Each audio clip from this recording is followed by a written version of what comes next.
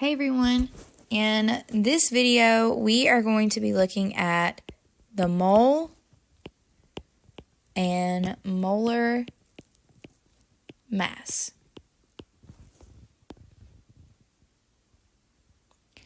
Now we know that a mole of substance is going to be equal to Avogadro's number, which is 6.02 times 10 raised to the 23rd of that substance. And so we're going to build on that and look at what is molar mass.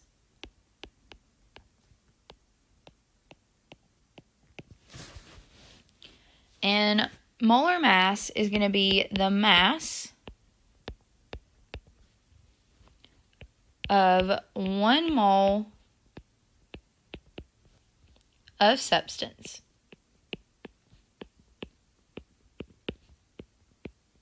So again, molar mass is just the mass of 1 mole of substance. And that can be whether the substance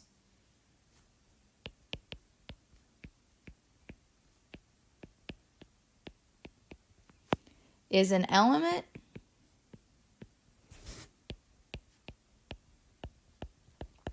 So, for example, if we had potassium or if it's a compound.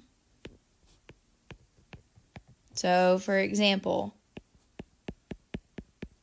something like KCl or H2O. Okay, so what we're saying with molar mass is that if I were to take a mole of potassium, so if I had one of those blocks, a mole, and I took that mole of potassium and I placed it on my balance, the mass that I would get would be the molar mass of potassium because I weighed a mole of that substance. Or if I was trying to find the molar mass of KCl, then I would have to weigh out a mole of KCl. Okay, so that's what we mean by molar mass. It is literally the mass of 1 mole of whatever substance that you have.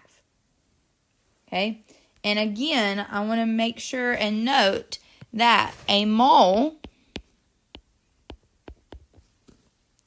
of substance, and again, that just means whether you're an element or a compound, is equal to Avogadro's. Again, that's not avocado, it's Avogadro's number, which is the 6.02 times 10 raised to the 23rd of that substance. Okay. And then the next thing that we've got to talk about is, well, if I go to find this molar mass, if I go to find the mass of 1 mole of my substance, what are the units going to be? So the units for molar mass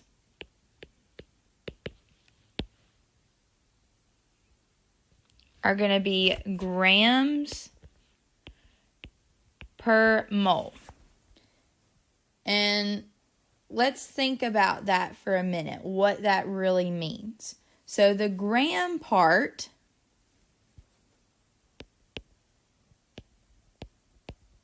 is going to be the mass. The mole part, where it says grams per mole, that's going to be 1 mole of any substance. So the units are literally coming from the definition of a molar mass. The fact that it's the mass, which is in grams, of 1 mole of any substance. That's where the gram per mole comes from. Okay? Now, the next thing we've got to talk about is, well, where do I find an element's molar mass? Like, where am I going to be looking at to try and find this? So, where to find an element's molar mass. So, to find an element's molar mass, we're going to look at the mass number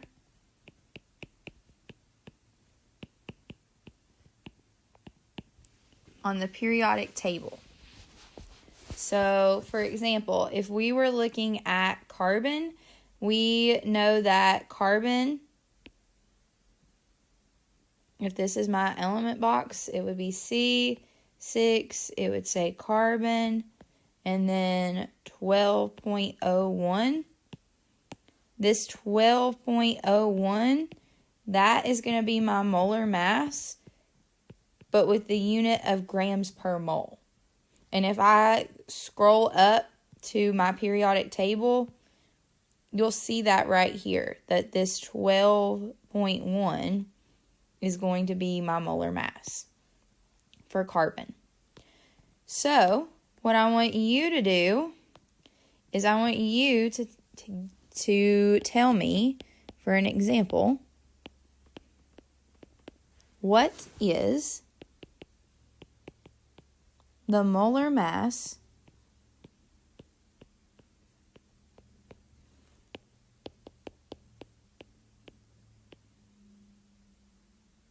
of nitrogen? Okay, well, we scroll up on our periodic table and we find nitrogen.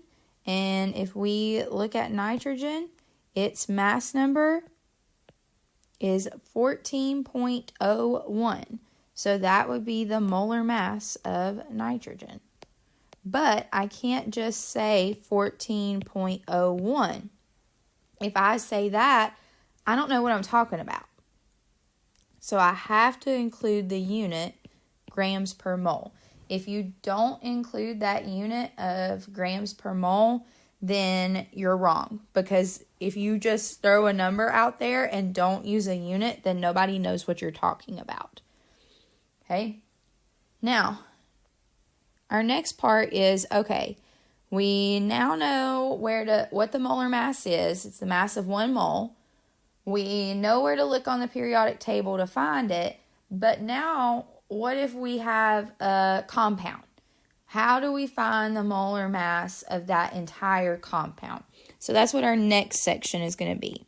How to calculate a molecule if you are covalent or compound if you're ionic molar mass. So again, here we're just going to go through the steps of figuring out the molar mass of a compound. And so the molar mass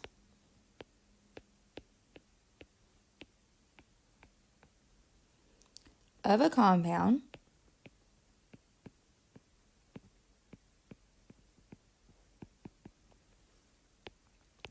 is made up of the sum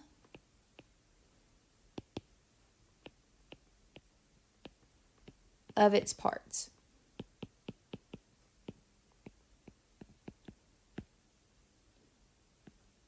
So I want you to think about that for a minute. The molar mass of a compound is made up of the sum of its parts. Well, we know that if we are talking about the sum of something, that we're going to end up doing some addition. And so now we're going to do some examples of this. So if I have the compound C6H12, H12O6.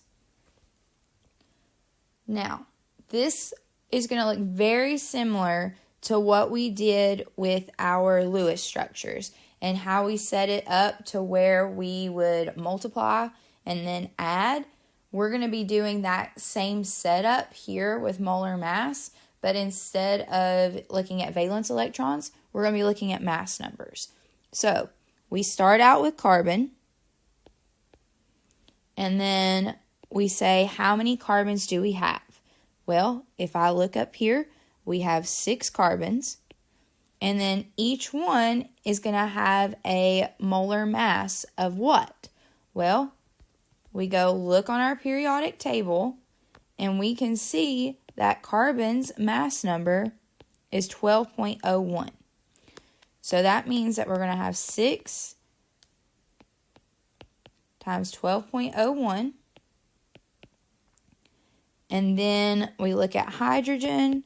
We have 12 hydrogens, and then each one is going to have a mass of, we go look on our periodic table, and each one's going to have a mass of 1.01.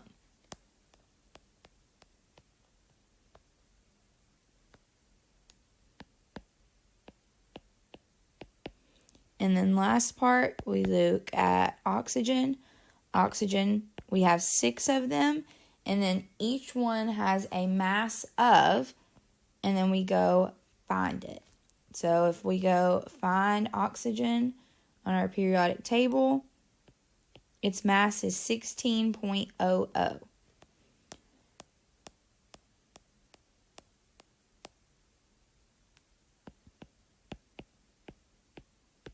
Okay, and then we're going to do the multiplication. So here would be 72.06, 12.12, 96.00. And if we look back, we said that the molar mass of a compound is made up of the sum of its parts. So I just did the multiplication. Now we add. And if you remember, I set this up in this way so that it would make the addition really easy for myself. And so when I add all of these numbers up, we get 180.18. But remember, I can't just have a number. I've got to include a unit. So in this case, it would be grams per mole.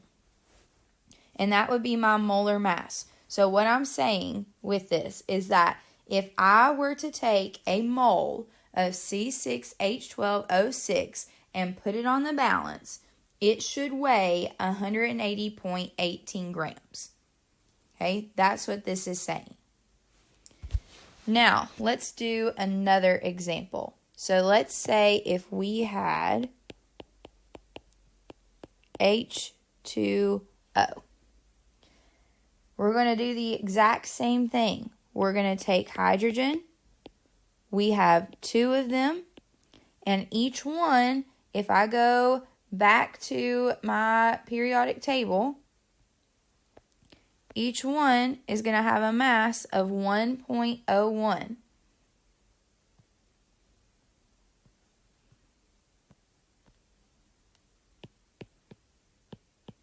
Okay. Then, if we look at oxygen, we have 1 oxygen, and that 1 oxygen is going to have a mass of, and if we go back and look, it's going to be 16.00.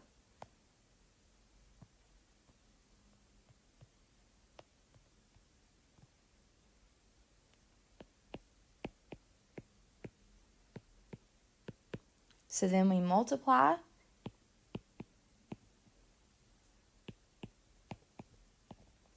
And then our next step is to add.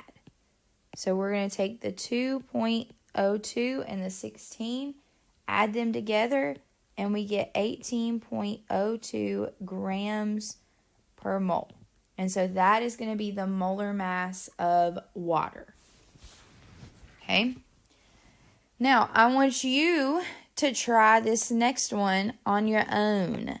So, for example, if you had NaCl, so I want you to try NaCl on your own. And you can pause this video for a minute and see if you can find this molar mass on your own.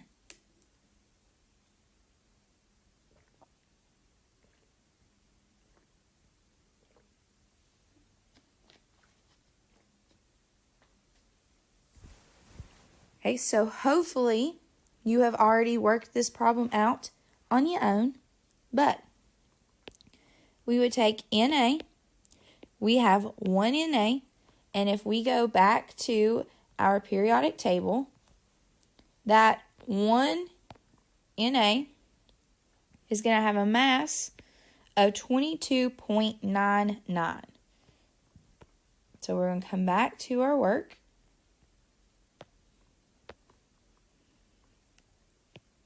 22.99, and then our Cl, we have 1 Cl, and that 1 Cl is going to have a mass of, and we got to go to our periodic table,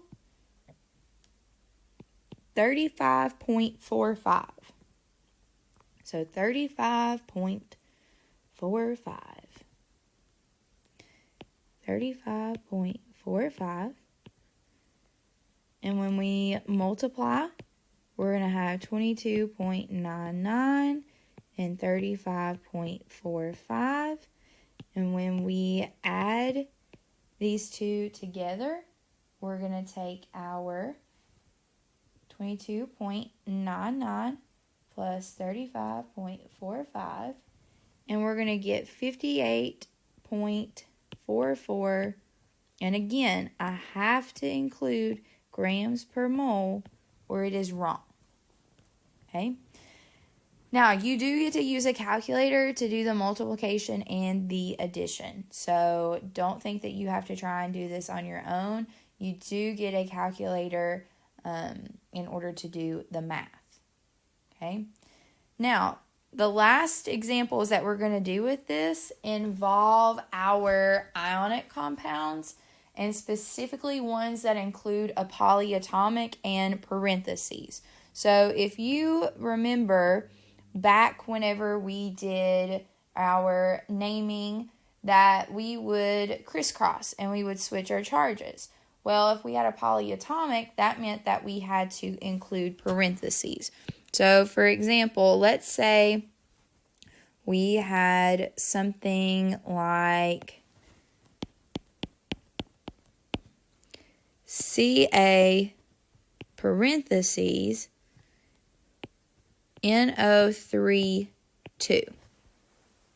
Okay, so we go about this the exact same way that we did our other ones. So we're going to start out with our calcium. We have 1 calcium, and we've got to go find its mass on our periodic table. So if I scroll up, calcium has a mass of 40.08. So I come back here, and this is going to be 40.08. Now, when I get to the nitrogen, okay, nitrogen is going to be found inside of my parentheses. So what that means for me is I have to take this 2 that is on the outside of the parentheses, and I have to distribute it inside of the parentheses. Okay? So, if I look at the nitrogen, I don't have a subscript beside of it, so it's understood to be a 1. So, whenever I distribute the 2 for nitrogen, it's going to be 1 times 2. So, that means for N, we have 2 nitrogens, and each one is going to have a mass of 14.01.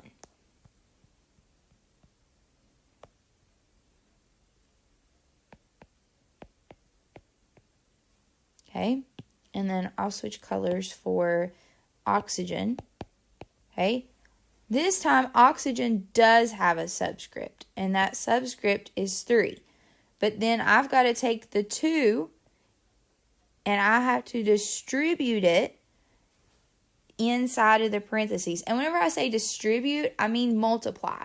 So we're going to have the subscript of 3 times 2, which means that we're going to have 6 oxygens. And each one, if we, again, go back to our periodic table, is going to have a mass of 16.00.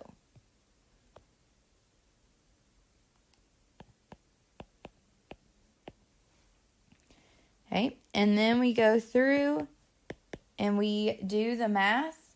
And so we would get 40.08, 28.02, and 96.00, and then we add them all together.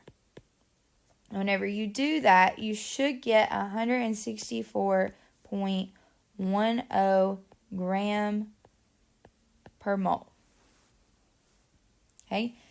And I want to point out to you that with that subscript of 2 outside of the parentheses here, what that's saying is that I have 2 NO3s. So you could think of it as me saying I have CaNO3 and then another NO3.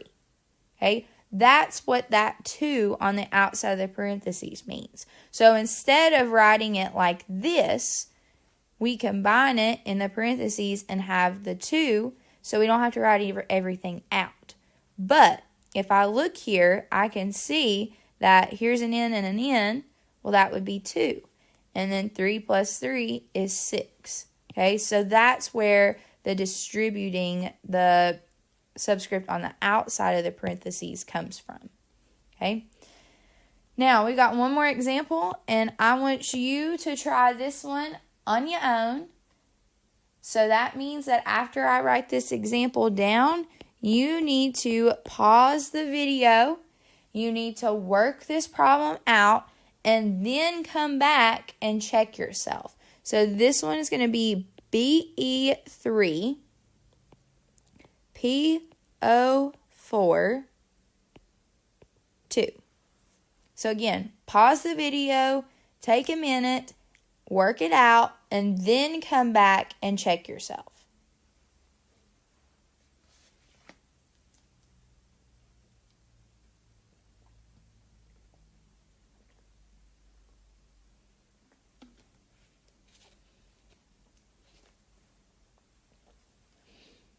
Okay, so hopefully you took a moment, you worked this out, and you're ready to find out whether you did it correctly or not. So, we start with BE. We have 3. We then go to our handy-dandy periodic table. We find BE, which is beryllium, and it has a mass of 9.01. So, we come back. This is going to be 9.01. Now, we are working with parentheses. We have to distribute the number that's on the outside of the parentheses inside of the parentheses. So that means for this phosphorus, I don't see a subscript beside of it, so it's understood to be a 1, and then we're going to multiply by 2. For the oxygen, we have a subscript of 4, and then we're going to multiply it by 2. So again, for the phosphorus, we're going to have P, 1 times 2 is 2, and then phosphorus's mass, if we go to our periodic table, is going to be 30.97. So 30.97. And then we have oxygen. 4 times 2 is going to be 8. And then oxygen's mass is 16.00. Now, we've used oxygen quite a bit. And as you are using some of these elements, you're going to start remembering what their mass is. For example, carbon's going to be 12.01, nitrogen is 14.01. Some of the ones that are most commonly used, you'll start picking up on and remembering them. But now we do our multiplication. So here we would have 27.03, here 61.94, and then 128.00. And then we're going to add. So here we would get 216.97 grams per mole. Okay? And that is it for our notes on the mole and molar mass.